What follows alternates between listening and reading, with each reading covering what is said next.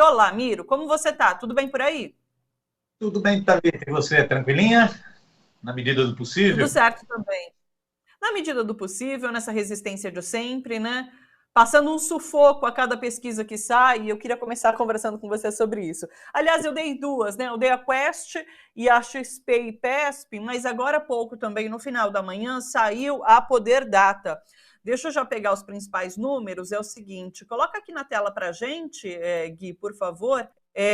Lula manteve 44% das intenções de voto, e Bolsonaro caiu um ponto, foi de 37% para 36% nas intenções de voto. Essa está aí na tela agora sim, então, intenção de voto na estimulada da Poder Data. O resumo aqui que eu trago é o seguinte, ó, na Quest, ambos oscilaram um ponto para menos, na IPESP Lula caiu um e na Poder Data Bolsonaro caiu um. Mas, assim, tudo muito consolidado, me parece, né, Miro? Qual a sua avaliação sobre esses números recentes? Concordo contigo, Thalita. É isso, é uma cristalização, um negócio que já vem, né? O Marcos Coimbra, do Vox Populi, que tem analisado pesquisas, né? Inclusive para a campanha do presidente Lula, isso já vem há 15 meses, né? Essa estabilidade, uma consolidação das intenções de voto, né? Nesse processo de polarização que foi se dando. Se tentou muito a terceira via não vingou, congestionou, né? E foi se consolidando. Então, são 15 meses, é uma grande estabilidade. Você vê, mesmo esses números que você aponta das três pesquisas, e PESP e Poder Data, que é por telefone, eu sempre fico mais cauteloso. É importante acompanhar a série histórica, mas pesquisa por telefone tende a não refletir exatamente o que é o eleitorado brasileiro. Ela é mais elitista, me parece. Né? Mas é bom acompanhar a série. Né? Tanto a IPESP como Poder Data, como a Quest, aí sim, presencial, né? Mantém a mesma coisa. É dentro da margem de erro. É 1% para cá, 1% para lá, ou seja, é dentro da margem de erro. Né? Então, é um quadro muito consolidado. Nas pesquisas, quando se pergunta se a pessoa tem certeza do voto, aí é isso, 78%, 88%, 80% certeza de voto em Lula, o mesmo de voto em Bolsonaro, quase a mesma coisa, aí despenca, por exemplo, em voto em Ciro. Né? Por isso que o Ciro está tão preocupado, despenca. Né? Então, muito eleitor pode migrar na reta final da eleição, no primeiro turno, pode migrar. Né?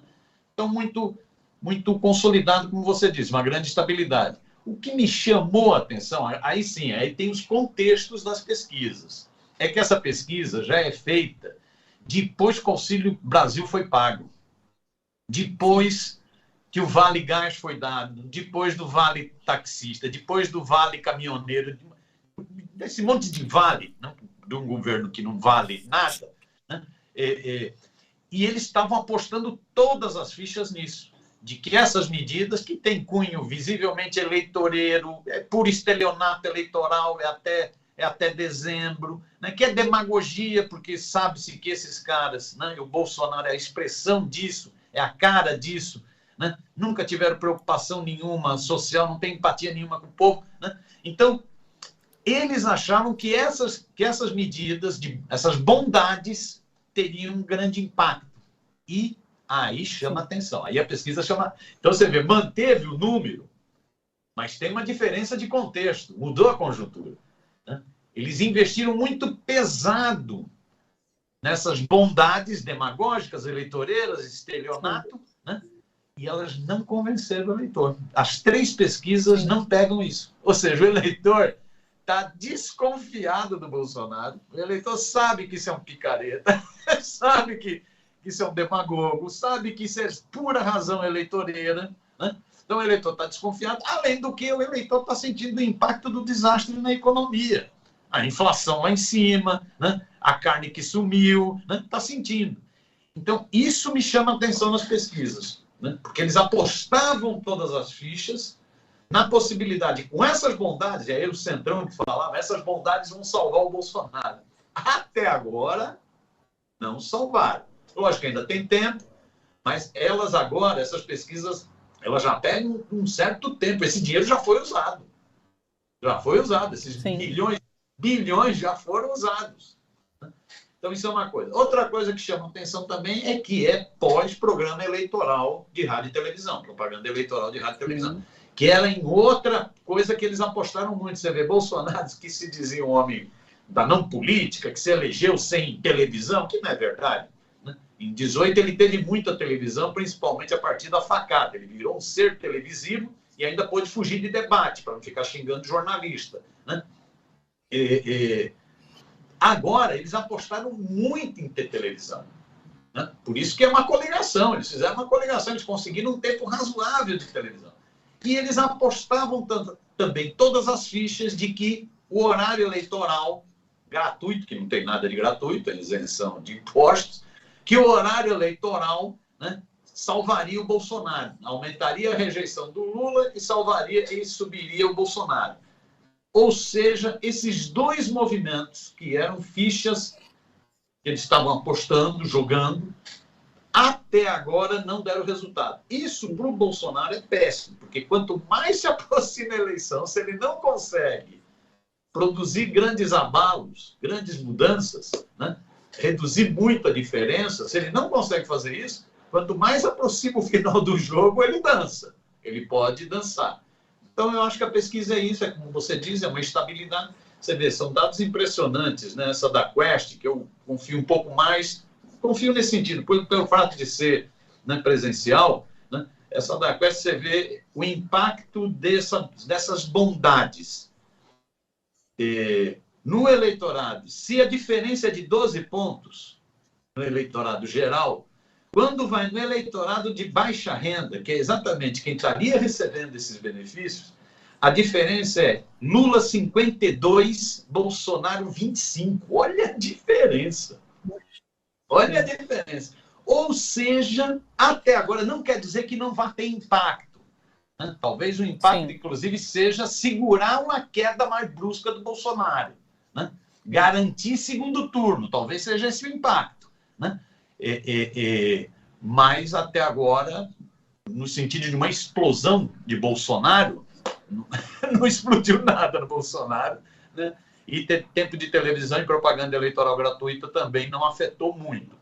Vamos ver. Sim. Né? Sai a Datafolha, eu acho que sai agora também, né? Sai essa semana também. Quinta-feira, isso. Amanhã. Sai amanhã, exato. Vamos ver, talvez o Datafolha pegue o reflexo do tal debate da Band. Sim.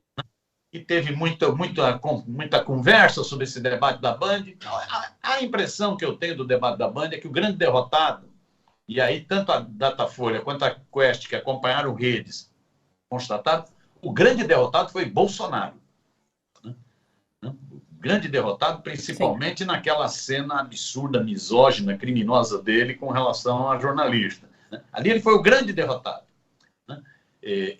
No debate. Mas muita gente questiona a postura do Lula, se não foi uma postura meio recuada, se ele não segurou demais o jogo. Né?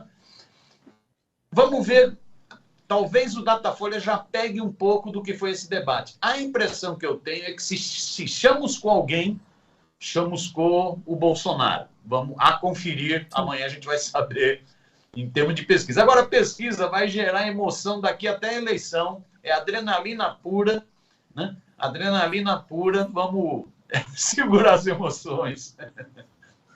E tem como? É isso que eu digo, cada pesquisa que aparece, a gente fica ansioso para saber os resultados, os números, e tem assunto para comentar, né? Isso é muito bom também.